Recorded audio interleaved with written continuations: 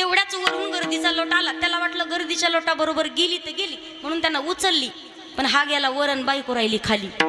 दोघांची ताटातूट झाली. बायको सापडणं, इकडं पाहतोय तिकडं पाहतोय, रडायला लागला. रडता रडता तो भगवान प्रभू रामचंद्रांकडे आला. प्रभू रामचंद्र म्हणतात तुझं अजून लग्नच नाही झालं का? नाही म्हणे तेव्हा लग्न झालं, पण जेजुरीला गेलो तिथं बायको हरवली तेवढी सापडून देता का? भगवान प्रभू रामचंद्र म्हणतात किती पागल आहेस तू, येडायस का? का माझीच हरवलेली मला नाही सापडली तू मला बायको मागतो तुझी?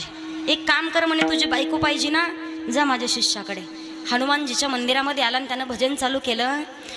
जो खेल गए प्राणों पे,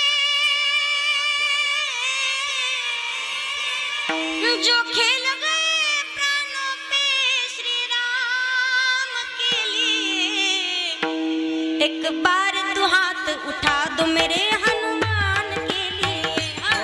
एक बार तू हाथ उठा दो मेरे हनुमान के लिए. एक बार तू हाथ उठा ले हनुमान के लिए. एक बार तू हाथ उठा ले मेरे हनुमान के लिए.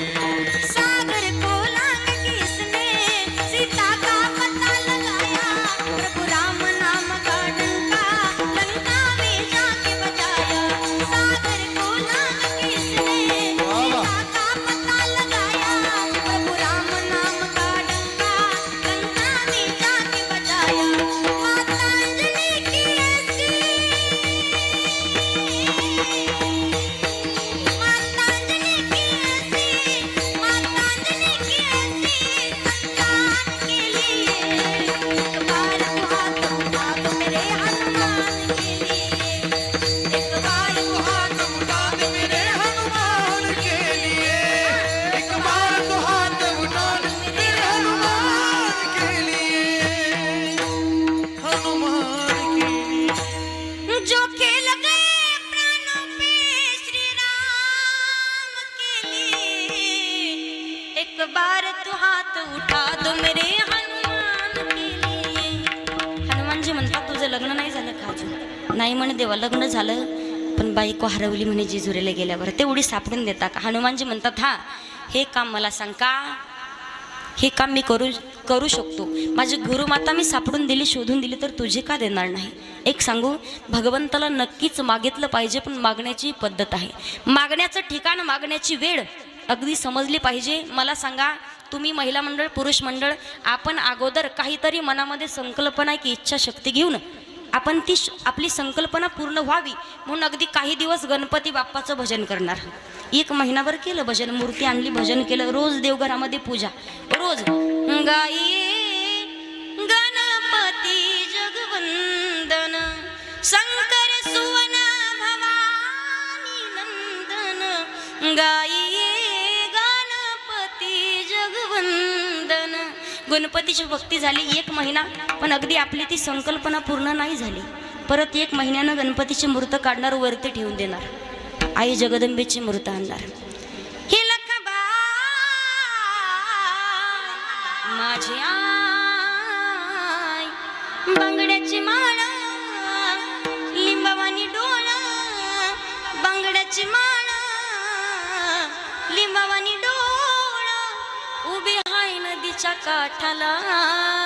आई गा उभी हाय नदीच्या काठाला. ही लखबाई पोतराचं आलंय भेटेला. आहे ना असं?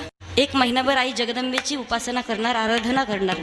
नंतर आपण काही दिवसानं तरी संकल्पना पूर्ण नाही झाली, आपण महादेवाची भक्ती करतो. एक सांगू, एकच अंतःकरणामध्ये भगवंताला कोणत्या ना कोणत्या मूर्तीला समोर ठेवून अखंड फक्त आणि फक्त त्याच भगवंताचं भजन नामचिंतन करत राहिलो ना, तर आपली प्रत्येक आवड, प्रत्येक इच्छा पूर्ण झाल्याशिवाय राहणार नाही.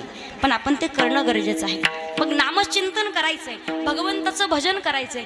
तुम्ही म्हणाल ताई देवाचं भजन करायचंय, पण कधी करू ना म्हातारपणी? आता मला सांगा, इथं बसलाय तुम्ही, पण कीर्तन संपल्याच्या नंतर तुम्हाला उठता येईल का नाही हे माहिती आहे का तुम्हाला?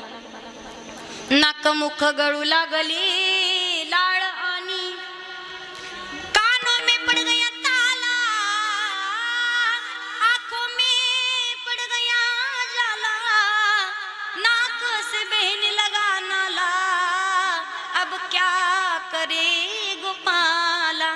कानानं व्यवस्थित ऐकायला येत नाही, अगदी डोळ्यानं दिसत नाही, नाकातून गंगा जीवना वाहतात, तेव्हा काय तुम्ही गोपाला म्हणणार आहात? आणि म्हातारपणचा परमार्थ म्हणजे घराला आग लागल्यानंतर विहीर खोदण्यासारखं. घराला आग कशी लागते?